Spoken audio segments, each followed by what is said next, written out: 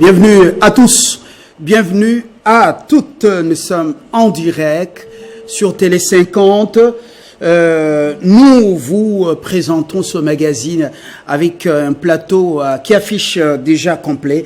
Bunagana, en territoire de Rutshuru, est encore, et jusque ce vendredi, l'heure à laquelle nous émettons en direct, vendredi 19 août 2022, sous occupation militaire du minuscule Rwanda, sous l'étiquette d'un soi-disant groupe armé. Les commanditaires sont connus, quelques multinationales, avec les multinationales anglo-saxonnes, avec l'écutus de quelques grandes puissances occidentales. Washington a joué Ponce Pilate justement lors de la tournée de son secrétaire d'État en Afrique. Il s'agit de Blinken. Si certains observateurs exagèrent en parlant d'une mission touristique, d'autres par contre estiment que sa vraie mission au Congo-Kinshasa, du moins pour l'étape du Congo, était motivée par l'appel ou les appels d'offres lancés par Kinshasa pour l'acquisition des blocs gaziers et pétroliers ainsi que les arrangements avec l'homme d'affaires israélien Dan Gettler. Entre-temps, Félix-Antoine Tshisekedi Tshilombo, le chef de l'État, à la tête de la CEAC, et donc depuis cette semaine, investi comme président en exercice de la SADC, une communauté importante pour le continent africain. Mais ces 16 homologues, disons 15, lui ont apporté un soutien moral, mais pas très suffisant, justement contre l'agression lâche et barbare de son pays par le régime de Kagame. 4 invités autour de cette table pour discuter d'un certain nombre de questionnements. Quelle attitude Kinshasa doit-il adopter face à l'hypocrisie des États partenaires? Nous allons évoquer les enjeux, les défis et même les perspectives. Quelle motivation, quel acteur de cette guerre, ainsi que les stratégies des sorties de cette crise. Norbert Yamba, à mon extrême gauche, libre penseur, politique aussi, très connu depuis son approche dans la société civile avant de rejoindre la politique, mais il le reste. Mais ici, ce ne sont pas les couleurs politiques, c'est la nation Congo. Freddy Mulumba, juste à ma gauche, vous êtes politologue, journaliste, écrivain, mais plus éditeur du magazine, le seul magazine panafricain, la Renaissance africaine. Vous plaidez pour une vraie Renaissance africaine, parce que seul le Congo ou la Côte d'Ivoire ne peut rien faire. Il faut qu'on se soude les coudes, qu'on se serre les coudes. À mon extrême droite, Kabongo, Achille. Ça fait quand même environ 2 ans. C'est juste au début de la lutte contre Covid. Oui. Plus de 2 ans, je peux dire. Vous êtes juriste, président de l'Institut congolais d'études et d'analyse stratégique qui porte le nom de Philippe Bioya. C'est pour l'honorer parce que c'est un professeur qui nous a formés et qui nous a appris à analyser. Très bien. Ouais. Alors, bon retour dans Ça fait débat. Et votre homonyme, Kabongo Malou, est juste à ma droite, professeur à l'UPN, également un analyste connu pour justement sa franchise au journal Le Potentiel. Vous êtes philosophe, on peut dire c'est notre égyptologue au Congo. Vous ne portez pas des gants lorsqu'il faut aborder la réalité en face. Un plateau intéressant. La fois passée, on a reçu vos compliments. Laissez-nous vous dire merci de tout cœur de ce que vous avez dit sur chacun d'eux et surtout de la pertinence des questions abordées. On ouvre le débat, mais bien avant, je vous ai réservé une petite surprise. Pour ceux qui n'ont pas suivi le journal, à 13h, la grande édition de la mi-journée sur Télé 50, regardez, Kabanda, ministre de la Défense, est à Moscou. Regardez ce qu'il a visité. Qu'est-ce que ça vous inspire?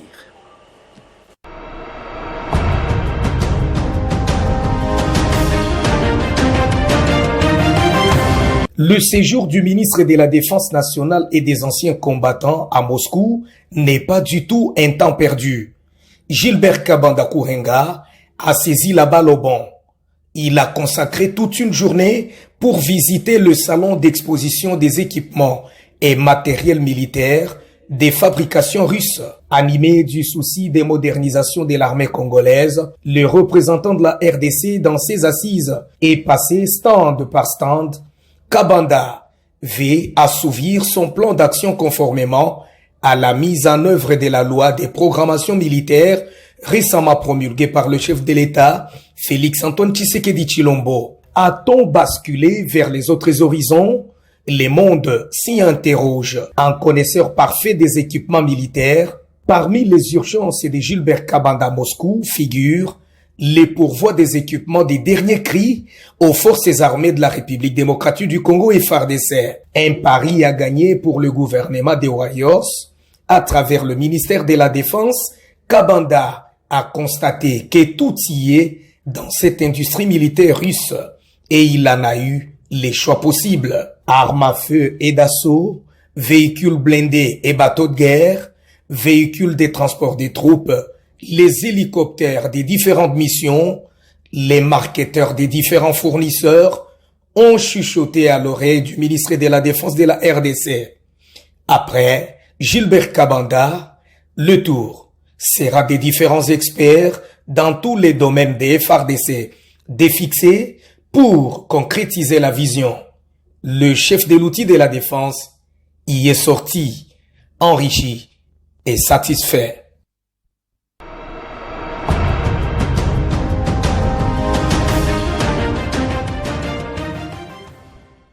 Voilà. Professeur Kabongo, un commentaire? Oui, moi je me dis que c'est... Il est encore là. Kabanda est encore sur place. Ça aurait pu faire on aurait pu faire ça depuis très longtemps, parce que cette guerre dure depuis une vingtaine d'années. On aurait pu faire tout ce qu'ils font fait maintenant là depuis très longtemps. Et je suis content que ça soit fait par Gilbert Kabanda, qui est non seulement un médecin, mais qui a suivi toutes les formations militaires. C'était vraiment le seul médecin de notre armée qui faisait les défilés, qui marchait avec les autres, parce qu'il était dans toutes les unités. Et je pense qu'il est temps que vraiment le Congo... Et je souhaiterais même que des choses comme ça, quand ça se passe, que ça ne puisse pas passer à la télé. Ce sont des informations que je considère comme stratégiques. Et on ne doit pas en faire. Ça démontre qu'au Congo, on n'a pas encore pris conscience qu'il y a des choses qui ne doivent pas être dites. Enfin, mais je pense que c'est le moment de faire ça. Et je ne peux que souhaiter à Kabanda... L'autre Kabongo, Achille, quel est votre...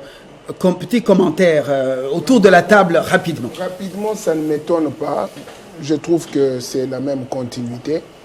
Les États ont quand même cette souveraine liberté de s'approvisionner en armes, de s'équiper pour leur défense et de trouver toujours quelles sont les armes les plus performantes qu'elles peuvent utiliser. Ça, ce n'est pas une innovation Congo. Le Congo de Soukabila, vos avions de chasse sont des marques russes. Vous avez des Sukhoi. Mais Kabila n'a jamais crié qu'il est allé acheter des Sukhoi. Mais vous avez des Sukhoi. C'est ce qui assure votre défense. Certains hélicoptères que nous utilisons ici avec notre armée, certains équipements sont des fabrications russes. Très bien. S'approvisionner toujours de ce côté-là. Je pense que ce qui vient de dire mon homonyme est très important.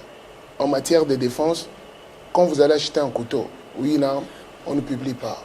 On l'a fait visiter, mais il n'est pas à l'acheter. Il participe à une grande conférence à laquelle même l'Union européenne, les États-Unis étaient conviés sur la sécurité.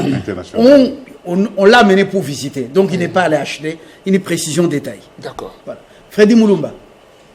Oui, ça pose un problème de fond. L'Occident, qui est notre ami, nous refuse de nous vendre des armes. Nous sommes sous embargo. Au Conseil de sécurité, l'Occident, qui est notre ami, refuse de voter pour nous, par contre, il vote contre nous. Je pense que c'est un problème aujourd'hui qui devrait être un débat d'abord entre intellectuels pour savoir définir nos intérêts et comment les orienter. Mais ce qui est curieux, vous avez suivi Bintou Keïta, la secrétaire, la représentante des Nations Unies qui est ici. Et là, paraît clairement au Conseil de sécurité que Kagame, M23 et le Rwanda étaient mieux équipés, plus que l'ONU et les FARDC. Nos amis nous disent il ne faut pas vous armer. Mais curieusement, Kagame achète des armes, même des armes russes. Kagame a des missiles russes. Ça ne va pas faire un problème pour nous. Donc Kagame a tout, le Rwanda a tout, l'Ouganda a tout, et nous on n'a rien. Donc je pense que c'est un problème de fond. Il faut que les Américains s'interrogent. Où sont passées nos bonnes relations depuis que le Congo est né? Ça prouve aussi qu'au niveau de l'Amérique, il y a beaucoup d'aventuriers qui ne comprennent rien, qui ne savent pas encore comprendre que le Congo est plus important. Voilà. Donc ces questions de courant en Amérique, je pense que ça pourrait être renversé un jour. Bon, une précision pour ceux qui font les rapports services secrets. Kabanda, dans son reportage, n'est pas à l'acheter, on l'a fait visiter. Alors, il ne faut pas chercher à vous agiter, à faire des faux béis, ça ne va pas servir. Norbert Yambemba. Merci beaucoup encore une fois pour ce débat. Je salue Achille, je salue Emmanuel, ça fait un bail, on ne s'est pas vu. Et maintenant qu'on se retrouve, je ne vais pas parler du géniteur de la dynamique, etc. Mais il faut mon frère Freddy disait tout à l'heure, les États-Unis n'ont pas encore compris. Non, Freddy. C'est nous qui n'avions pas encore compris que les États-Unis sont pareils.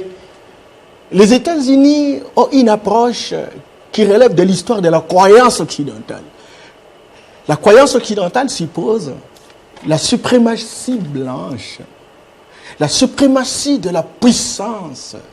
Et pour avoir la suprématie de la puissance, il faut neutraliser les faibles, surtout les faibles qui ont des potentialités énormes comme le Congo. Et donc, les États-Unis ne peuvent pas voir le Congo se réveiller, se mettre debout. Parce qu'il n'y a aucun pays en Afrique qui a le même volume de richesses que le Congo. Un tiers des richesses africaines sont au Congo. Tous les minéraux stratégiques sont au Congo. Mais les États-Unis ont pris capital, vous l'avez dit la dernière fois, une décision que aucun pays, ni un organisme, ni les individus, soutenir l'influence russe en Afrique. Tout simplement parce que les minéraux africains leur appartiennent. Et alors maintenant, lorsque vous parlez des minéraux de prédilection, des minéraux stratégiques, ben, c'est au Congo. Donc, les États-Unis ne peuvent que mener cette hypocrisie. Mais c'est nous qui ne comprenons pas que nous devons monter maintenant des stratégies qui nous permettent véritablement de construire des intérêts croisés avec l'ensemble des différentes nations, surtout qu'il y a des guerres sur le paysage politique international, pour que nous ayons aussi des alliés. Et de manière que nous puissions nous en sortir, encore que la classe politique puisse comprendre. Parce que la tendance aujourd'hui, c'est qu'on est en train de se fragiliser. Entre-temps, on croit que, bon, quand on est en face des États-Unis, le ministre, le secrétaire d'État est arrivé, bon, disons ceci, on fragilise le Congo et on est dans son sens, ça ne sortira pas. Donc, c'est à nous maintenant de comprendre que ce soit l'élite qui est au pouvoir, l'élite qui fait l'opposition et l'élite intellectuelle et sociale pour dire nous avons un défi commun, il faut un pacte républicain et ce pacte républicain va nous sortir véritablement de cet engrenage. Emmanuel Kabongo, on ouvre, voilà, après un mot sur cette visite de Kabanda à Moscou. Dites-nous concrètement quelle attitude Kinshasa doit-il adopter maintenant au regard de toutes ces réalités. Blinken était venu pour donner les coups de bâton sur les doigts des dirigeants congolais parce qu'il y a cette affaire des blocs gaziers et pétroliers. Il y a cette affaire de Dan Gettler. Ce n'était pas pour dire à Kagame enlève tes gens à Bunagana. Entre-temps, Bunagana, ils perçoivent les taxes, ils font souffrir le peuple, ils pillent. Et ils violent. Et ils violent. Alors, ceux de la SADC, ils n'ont pas cette force. Ils veulent plutôt saisir Guterres. Mais vous connaissez que Guterres n'a aucun pouvoir.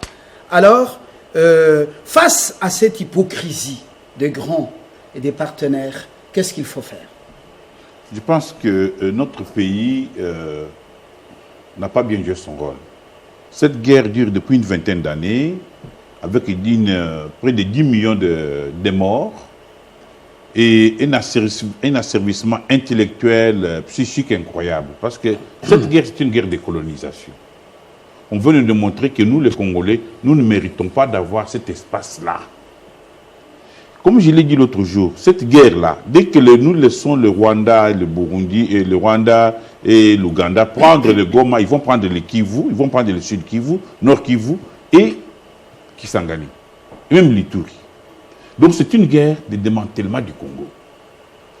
Une telle guerre, comme disait Lénine, ne se discute pas. C'est une guerre patriotique. Et quand on fait une guerre patriotique, on arrête tout et on se consacre à la souveraineté. Parce que pour le moment, le Congo n'a pas de souveraineté. Un pays dont les frontières sont poreuses, les gens entrent, sortent comme ils veulent, n'est pas souverain. On arrête tout, même les élections. Écoutez, non, je ne veux même pas entrer dans ces débats. Écoutez, qu'est-ce qu'on arrête d'abord tout? Dans un pays en guerre, vous savez, vous voyez les États-Unis, une bombe lancée sur quelques immeubles ont permis à George Bush de faire sortir ce qu'on appelle les Patriot Act. Ça signifie, quand il y a Patriot Act, ça signifie que même les options politiques, il n'en reste qu'une. Nous devons vaincre la guerre. C'est ce que disait tout à l'heure mon ami Yambaya Mbagui, les partis républicains. Quand le pays est atteint, on arrête toutes ces distractions et surtout vous les journalistes, vous arrêtez d'aller chercher des femmes de ménage pour leur poser des questions sur la guerre. C'est de la distraction. Vous allez chercher des gens qui n'ont rien à dire, vous leur donnez l'espace politiquement, publiquement. L'espace public est un espace d'intelligence. C'est un espace d'un discours construit et c'est un espace de souveraineté. Mais quand on voit, vous les journalistes, des grandes personnalités comme vous là, vous allez chercher des femmes de ménage, vous leur posez des questions, des gens qui n'ont rien à dire. Quand un pays est attaqué, on arrête tout à dire quoi? Que l'État bloque d'abord les prix sur le marché. Bloque les prix sur le marché. Le marché ici, on bloque les prix. On dit les prix s'arrêtent là. On bloque les salaires, n'est-ce pas, pour rendre les grèves illégales. Parce que quand on fait la guerre, on ne fait pas la guerre en même temps, on cherche à faire accoucher les femmes gratuitement, non. On dit tout ce que nous cherchons d'abord, c'est arrêter la guerre. Il nous faut des moyens. Comment on trouve les moyens? On vous dit, mon cher Fabien, on arrête, on bloque les prix. Qu'elle a fait que veuille oui ou non, on leur dit les prix sur le marché, sur les biens de consommation sont bloqués à ce niveau-là, ça s'arrête. Ce qui fait que l'État a la capacité maintenant de bloquer les salaires. Ce n'est pas possible que dans un pays en guerre, chaque jour quand on se réveille, il y a une grève des enseignants, une grève de professeurs d'université, une grève de matelots. C'est vraiment incroyable. Non, je continue. Il faut que ça s'arrête. Pour que ça s'arrête, l'État doit prendre ses dispositions.